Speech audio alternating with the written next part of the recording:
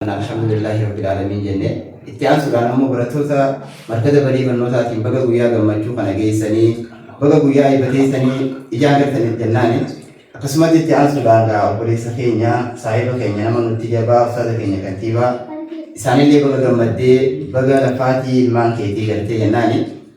asumatti aansuudhaan illee sagantaa tokko jira nuti ta'e ammoo mata duree نشيدات كوتا كقبله سبحانه الله أكبر رحفلان هرتي رجمنو أي بيتنا ترى هرتي رجمنو أي با مركزة غدا تورا إي موداتين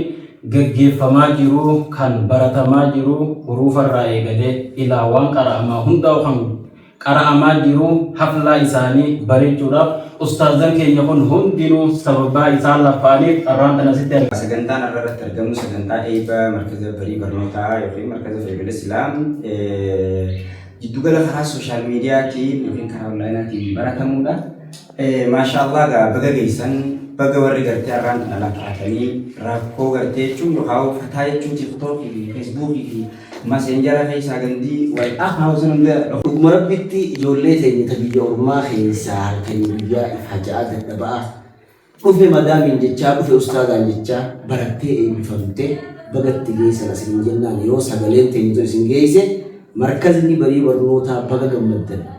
نقمتي نمنيتين برسيسو خدين براتو ربين سبحانه وتعالى قدري سامي هندر الفوده برسيسا كينيا أستاذ إبراهيم كوجيلا فئه yeroo hunda galee isaanii laatee yeroo laatee afaan taa'ee qo'achiisee harbii takka lama jechuudhaan qur'aana khattamsiisee ilmaa buluuqaa fi usula dabalachiise waan ajaa'ibaati. Allahu akbar. Allahu akbar. Umri isaa rabbi haa dheeressu jenna. Allah sagantaan teenya bareeddee faayamtee shaayichaa jirti asumaan kun ofeefnis ganaa muramaa. Bari barnoota barattoonni gaafa kuma jirtanitti inshallah ta'uma nutu sinirraa nu sirra ustaazan warri bakka kana jirtan hiriyoottan keenya qaali ustaazan jechuu warra dirri barsiisan lafa kanarraa filatee rabbiin sadarkaa isaanii ol fuudhe arra gammachuudhaan bakka kanatti walitti argamnee bakka kana walitti qabamne nu ibnee shaashaatuuf jira nu hundinuu wal fakkaanne sababaan isaa immoo sababaa eebba markaza barii barnoota kan ta'an markaza urjii Gadisa Dini kan tahe markaza Fajrul Islam akkasuma sadarkaa irraan tanaa guyyaa gammachuu kana arguuf laffaatii meeqa keessa ifaatii meeqa keessa dabartan kanaafuu congratulations baga geessanii unkaan adarrasaachuu baafaan amaaraati. Baga geessanii baga gammaddanii congratulations ni jennaan dhaloota waan akkana yaadu rabbi sana taasisu